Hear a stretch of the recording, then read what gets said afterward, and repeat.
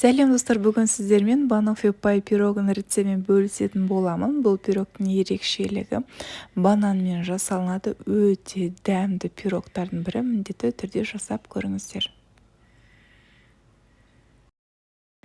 Керекті ингредиенттердің барлығын описанияға жазып кететін боламын. Қазір 2 жұмыртқамызды миксеріміздің көмегімен көпіршітіп алатын боламыз. Көпіршітіп отырып, шетінен қантымызды салып отырамыз. Қантымызды салып болғаннан кейін біздікі осындай аппақ ақ көпіршік болады. Енді қаймақты салатын боламыз. Мен үйдің қаймағымен жасайтын боламын. Егер де сіздерде үйдің қаймағы болмаса, магазиннің 20% қаймағымен жасай беруге болады. Қаймағымыз миксерлеп болғаннан кейін сары майымызды салып миксерлейтін боламыз. Бірдей масса болғанша.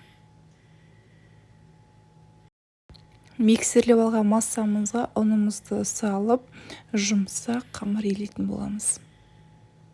Біздің қамырымыз осындай жұп-жұмсақ болады. Жұмыс істеуге, жұмыс жасауға өте ыңғайлы.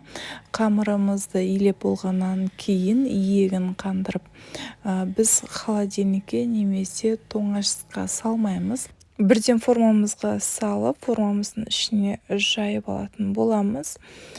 Кез келген формаға сала берсеңіздер болады. Формамызды жасап болып қалғаннан кейін пешімізді қыздырып қоятын боламыз. 250 градуста қызып тұрған пешімізге формамызды салып, пирогымыздың 15-20 минутты пісіріп аламыз. Бізде құры қамыр болғандықтан қамырымыз тез пісетін болады. Пешке қарап тұрамыз. 15 минутта пирогымның қамыры пісті. Осындай вареная сгущенка, яғни қайнатылған сгущенканы ішіне жағатын боламыз пирогымыздың. Бұл сгущенка, варенка деген сгущенка. Осы сгущенканы жақсаңыздар, сіздердің пирогтарыңыздың дәмі ерекше дәмді болады. Байқап отырсаңыздар, 2 бананды ашып, турап қойғанмын.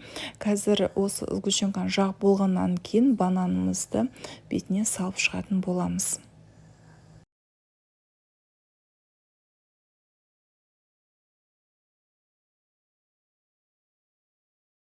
Кремімізге керекті заттар творожный сыр, сахарная пудра, сливки керек болады.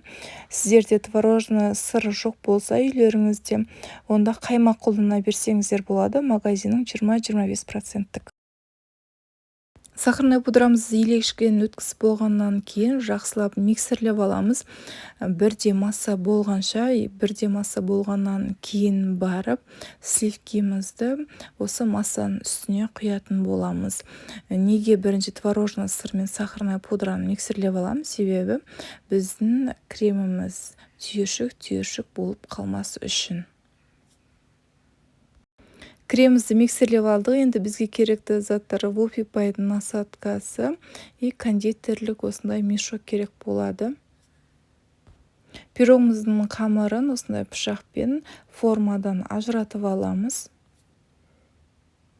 Формамызды алып, пергаментімізді алып, тарелкаға салып аламыз пирогымызды. Содан кейін барып, пирогымызды әрлейтін боламыз. Бұл жерде айта кететін, кез келген насадкамен, кез келген өздеріңіздің қалауларыңызбен форма жасауға болады. Бұл пирогтың үстіне бұл неге крем жағамыз? Себебі біздің банан ғана болып тұратын болса, бананымыз бірден қарайып кетеді. Өздеріңіз білесіздер, сол себептен бетіне крем чиз жасайтын боламыз. Крем чизіміздің үстіне осылай илекіштен какаоны сеуіп шығамыз. Көріп тұрғандарыңыздай өте ерекше пирогтың бірі. Менімен бірге болғандарыңыз үшін рахмет. Сіздермен бірге болған Алима Жарқынбекқызы. Егер маған тіркелмеген болсаңыздар, тіркеліп қойыңыздар.